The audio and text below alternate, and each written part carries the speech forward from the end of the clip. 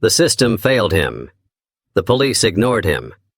But one of the most powerful men in the world refused to let his daughter's death be forgotten. The phone rang at 2:37 a.m.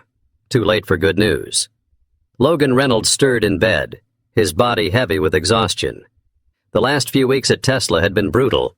Endless hours fine-tuning software for the latest self-driving models, troubleshooting code that refused to cooperate. His head pounded from lack of sleep, and at first, he barely registered the sound. Then came the second ring. His heart clenched. Calls at this hour never meant anything good. He reached for the phone, blinking at the unknown number. "Mr. Reynolds?" The voice on the other end was low, measured. "This is Officer Bennett from the Palo Alto Police Department. We need you to come down to the station."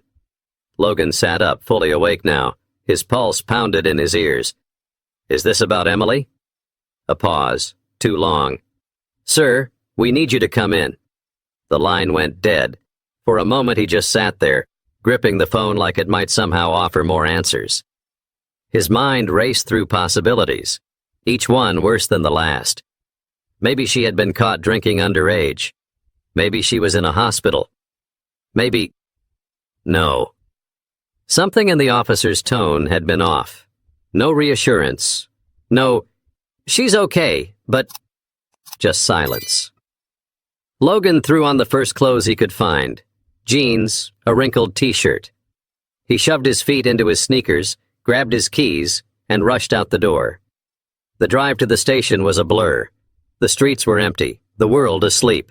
His hands gripped the steering wheel so tightly that his knuckles turned white. Please, let this be a misunderstanding.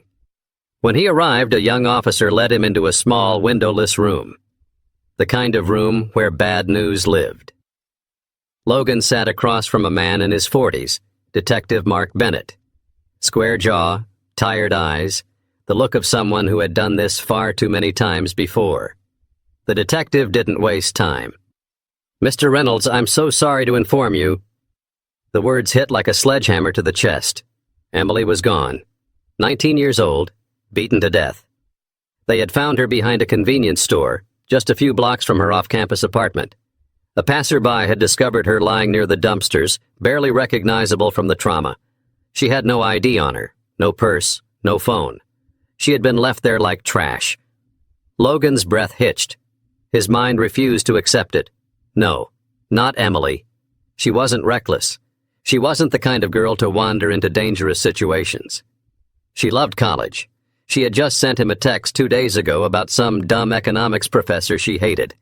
This couldn't be real. I need to see her," Logan stammered. Bennett hesitated. "That's not recommended." That was all Logan needed to hear. His stomach twisted, his vision blurred. "She didn't deserve this," he whispered. Bennett's face softened, but his voice stayed even. "No, she didn't." Logan wiped a hand over his face. The room felt too small, the walls pressing in. He couldn't even cry. His body refused. "What do you have?" he asked, his voice hoarse. Bennett sighed. "We're still gathering evidence. No witnesses, no camera footage that caught the attack. We're checking nearby businesses, but..." Logan heard the hesitation. "But you don't have any suspects." The detective didn't answer right away. That told Logan everything. The pit in his stomach grew deeper. Emily was gone. No reason, no explanation, and no one had answers. But the worst part? This was only the beginning. The days after Emily's death blurred together into something that barely felt real. Logan sat in his living room, staring at a cold cup of coffee he didn't remember making. The silence in the house was unbearable.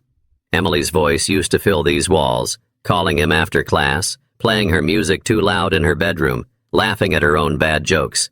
Now it was just him. The police report sat on the table taunting him. He had read it so many times the words didn't even register anymore. Blunt force trauma to the head. No signs of sexual assault. No defensive wounds. That meant one thing. Whoever did this caught her off guard. She never even had a chance to fight back. The questions wouldn't stop. Why was she behind that convenience store? She wasn't reckless. She didn't drink. She wasn't the kind of girl who took risks. Then there was the worst question of all. Was she scared? Did she know she was going to die? Logan clenched his jaw, shoving the thought away before it consumed him. People came. Family, old friends, even co-workers from Tesla. They all said the same things. "I'm so sorry, Logan. If you need anything, just ask." She was such a sweet girl. He nodded, thanked them, but their words barely touched him. He felt like a ghost in his own body. He didn't need sympathy. He needed answers. The police weren't giving him any. "We're following all leads. These things take time. We'll let you know if we find anything." But Logan could tell when people were stalling. He had spent years troubleshooting complex systems, identifying failures before they spiraled out of control. He knew when something wasn't working. And this wasn't working. His frustration grew with every dead-end call, every vague response from the detectives. The case was already slipping through the cracks. Emily was just another statistic to them. But to Logan, she was his entire world. One night, unable to take the helplessness any longer, he sat at his desk and opened her laptop. If the police weren't going to find answers, he would. Her emails, her social media, her messages. He scoured through everything, looking for a pattern, a sign that something had been wrong before that night. Nothing. No threats. No drama. No strange messages. It was as if someone had ripped her out of existence without a trace. Logan shut the laptop and leaned back, rubbing his face. His heart pounded with frustration. Was this it? Was he supposed to just accept this? No. He wasn't going to let this go. But before he could figure out his next move, something unexpected happened. Logan had barely slept in days. His body felt like it was running on fumes, but his mind wouldn't stop. Every moment he wasn't combing through Emily's things. He was on the phone with the police, demanding updates. None ever came. That morning he sat in front of his laptop, staring at the email inbox he had checked 100 times. Maybe there was something he missed. Some forgotten message from Emily that would explain everything. Then, a new email popped up. Subject, "I'm sorry for your loss." From Elon Musk. Logan blinked. No, that had to be fake. Some automated condolence message Tesla sent to grieving employees. A scam, even. But the sender's address? It was real. Hand shaking, he clicked it open. Logan, I just heard about what happened to your daughter. I can't imagine the pain you're going through, and I won't pretend to. But I wanted you to know, I don't like unsolved problems. I'd like to meet, tomorrow. Tesla HQ, 2 p.m. No fluff. No empty condolences. Just straight to the point. Logan reread the message, his pulse picking up. Why would Elon Musk, one of the busiest, most powerful men in the world, care about his daughter's murder? Maybe he shouldn't go. Maybe this was just some publicity stunt. But then again, what did he have to lose? The next day, when Logan arrived at Tesla's Fremont headquarters, he felt like an outsider in a world that used to feel familiar. He had worked for the company for over 10 years, but he had never once been called to the executive offices. An assistant led him through a long glass hallway and into a private meeting room. And then, there he was. Elon Musk. Dressed in a simple black t-shirt and jeans, sitting at the end of a large conference table. No entourage, no cameras, just him. Logan sat down across from him, feeling the weight of the moment. For a few seconds, neither of them spoke. Then Musk leaned forward, resting his arms on the table. I don't believe in coincidences. Logan frowned. What are you talking about? Musk exhaled. I started looking into Emily's case, and something isn't right. Logan's chest tightened. What do you mean? Musk turned his laptop around, showing Logan the screen. Surveillance footage. Grainy, but clear enough to make out shapes. A black SUV parked outside the convenience store the night Emily was killed. Someone stepped out, hood up, face obscured. They were waiting. Not random. Not an accident. A target. Logan's pulse spiked. The police never mentioned this. Where did you get this? Logan demanded. Musk leaned back. I have resources they don't. A beat of silence. Logan's mind raced. Emily had been targeted, but why? And what else had Musk found? Whatever it was only going to get worse from here. Logan stared at the screen, his breath uneven. The black SUV, the hooded figure, the waiting. Emily's murder wasn't random. His hands clenched into fists. The police never mentioned this. They told him there were no leads, no security footage. But here it was, clear as day. He looked at Musk. "How did you get this?" Musk didn't answer right away. He just studied Logan, like he was deciding how much to say. Finally, he spoke. "I had my team pull footage from nearby buildings. The police only checked the store's security cameras, but they didn't think to look at the private ones in the area." Logan swallowed hard. They didn't think. His daughter's life was reduced to a box of evidence collecting dust on some detective's desk. Musk turned the laptop back toward himself and tapped the keyboard. Another video loaded. This one was clearer. The same black SUV, this time, parked outside Emily's apartment complex, 3 nights before she was killed. Logan's stomach dropped. They had been watching her. "Who the hell are these people?" Logan's voice came out hoarse, his body rigid. Musk exhaled, rubbing his fingers along his jawline. "That's what we're going to find out." Musk didn't waste time. Within an hour, he had his personal team of investigators working the case. Logan sat in a Tesla boardroom, surrounded by monitors, watching as they combed through data the police had never touched. License plate scans, traffic footage, cell phone pings. One of Musk's tech experts, a guy named Ian, leaned forward. "We ran the plate. The SUV is registered to a shell company." Logan frowned. "A what?" "Fake business. No real employees, no real office. Just a name on paper." Musk nodded, arms crossed. "Someone doesn't want to be found." Logan's blood ran cold. This wasn't just a robbery gone wrong. It wasn't some random act of violence. Someone had planned this. Someone had wanted Emily dead. Hours passed, and the deeper they dug, the darker it got. Then, Logan's phone rang. An unknown number. He hesitated, then answered. "Hello?" Silence. Then, a voice. Distorted. Altered. "Stop asking questions." Logan's entire body stiffened. "Who is this?" The line clicked dead. He lowered the phone, his hands shaking. They knew. Whoever was behind Emily's death, they were watching. Logan turned to Musk, his voice unsteady. "I think we just made them nervous." Musk didn't flinch. "Good. But the truth they were about to uncover would be worse than either of them expected." Logan's fingers clenched around his phone. The distorted voice still echoed in his head. "Stop asking questions." Someone out there was scared. Someone who thought a phone call would be enough to make him back off. They didn't know who they were dealing with. Musk turned to Ian. "Can you trace the call?" Ian was already typing. "It was rerouted through multiple dummy networks. Whoever did this knows what they're doing." Logan ran a hand through his hair, trying to steady his breathing. Someone had followed Emily, watched her, killed her. And now, they were watching him. Musk leaned back in his chair, studying the data on the screens. Then he spoke, voice calm but sharp. "We're missing something." Ian frowned. "What do you mean?" Musk tapped his finger against the table. "If this was a robbery, why were they watching her for days? If this was personal, why leave no trace? And if this was a random act of violence?"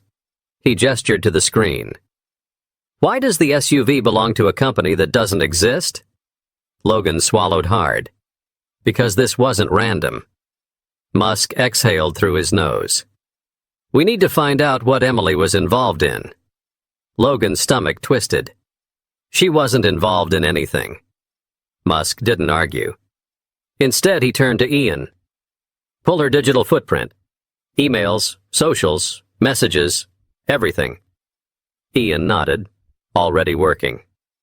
Minutes passed in silence as Musk's team sifted through Emily's digital life. Logan's heart pounded in his chest. He didn't know what they were looking for, but he was afraid of what they might find. Then Ian froze. "Guys, I think I found something." The room went still. Ian clicked on a hidden email thread buried deep in Emily's inbox. It was from 2 weeks before she died. From Emily Reynolds. To Redacted. Subject: I think something's wrong. Logan's breath caught. Ian opened the email.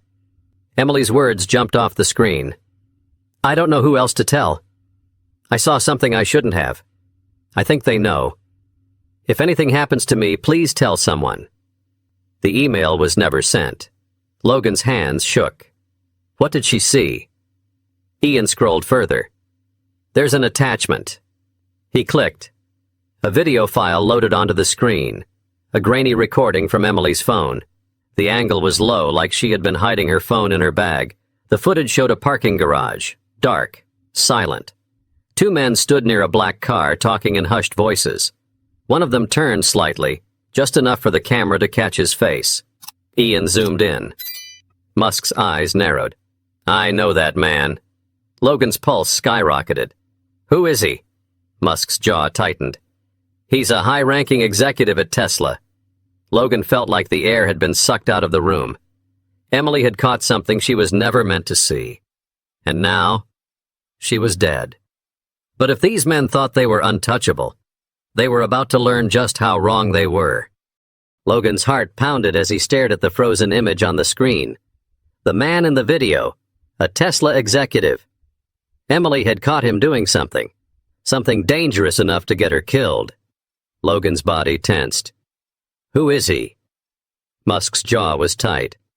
His name is Daniel Krieger, Senior Vice President of Global Operations. Logan had heard the name before. Krieger was one of the untouchables at Tesla, the kind of executive who operated in the shadows, handling the company's biggest, most delicate problems. And now he was connected to Emily's murder. Musk leaned forward. We're going to bring him in. Ian hesitated. Elon, we're talking about one of your top executives. Musk didn't blink. I don't care. The next day, Musk set up a private meeting with Krieger at Tesla's headquarters. Officially, it was just a check-in, a routine discussion. Unofficially, it was a trap. Musk, Logan, and Ian sat in a small, soundproofed conference room. Hidden cameras recorded everything. Then the door opened and Krieger walked in. Tall, sharp suit, a face that had seen its way through high-stakes deals and boardroom wars. He didn't even glance at Logan. He shook Musk's hand. You wanted to see me? Musk didn't waste time. He pulled out his laptop, turned it toward Krieger, and hit play. The video. The moment Krieger's face appeared on the screen, his expression barely flickered. But Logan saw it. A slight tensing of the jaw, the faintest shift in his breathing. Musk leaned back in his chair. Want to explain this? Krieger's voice was calm. Too calm. Where did you get that? Musk tilted his head. That's not an answer. Krieger exhaled, tapping his fingers against the table, calculating. Then he leaned forward. I think we both know that some things are better left alone.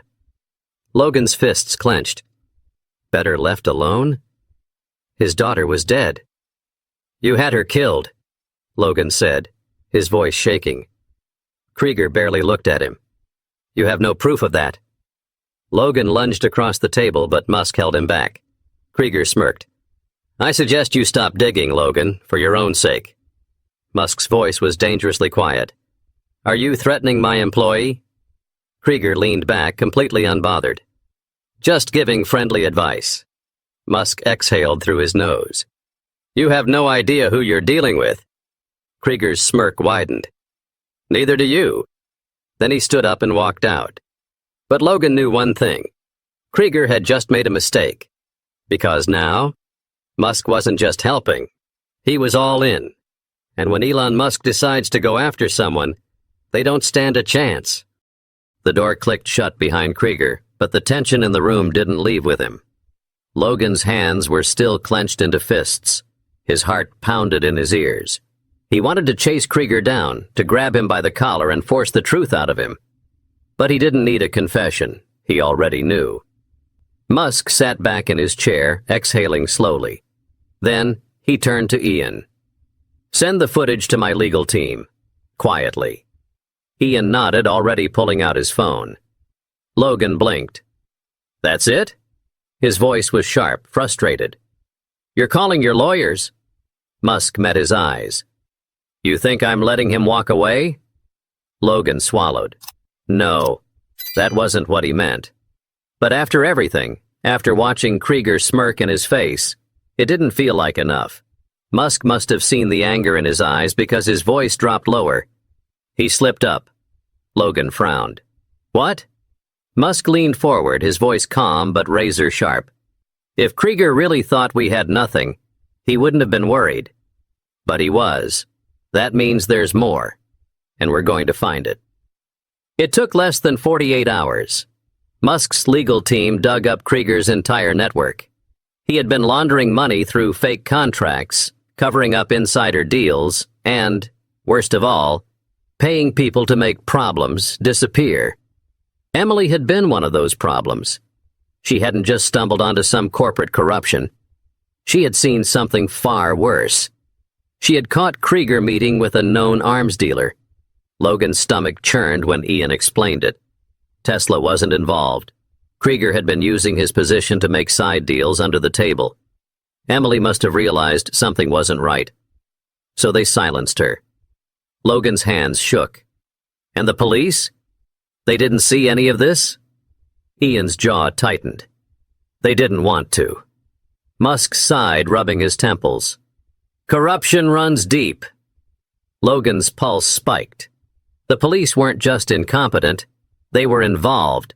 But Musk had one thing Krieger didn't: power. The moment the evidence went public, the entire world saw the truth. Headlines exploded. Tesla executive exposed in murder cover-up. Elon Musk uncovers dark conspiracy. FBI raids. Tesla HQ, high-level arrests made. Krieger didn't even get a chance to run. The FBI arrested him at his home, and within hours, the entire police department was under federal investigation. Justice was coming. 2 weeks later, Logan stood at Emily's grave. The wind was soft, the sky overcast. He ran his fingers over the name carved into the stone. He still didn't know how to say goodbye. But at least now she wasn't just another forgotten case. A car pulled up behind him. Logan turned as Musk stepped out. No cameras, no reporters, just the man who had helped him get the truth. Musk walked over, hands in his pockets. It won't bring her back. Logan nodded, swallowing the lump in his throat. I know. Silence stretched between them. Then Musk spoke again. But they'll never forget her name. Logan exhaled, staring at the headstone. Emily Reynolds. 19 years old. Taken too soon. No one could change the past. But at least now she had justice. And Krieger? He'd spend the rest of his life in a prison cell. Musk turned to leave, but before he did, he gave Logan a small nod, a quiet promise. If Logan ever needed anything again, he wouldn't have to ask. Some people think justice is about punishment, but sometimes it's about something deeper. It's about truth, about making sure the world remembers the people who were taken too soon. Emily wasn't just another name on a case file. She was a daughter, a friend, a life that mattered. And thanks to a father who refused to give up, and a billionaire who doesn't like unsolved problems, her story wasn't buried. What do you think? Should powerful people use their resources to help others like this? Let me know in the comments. And don't forget to subscribe for more stories that make you think.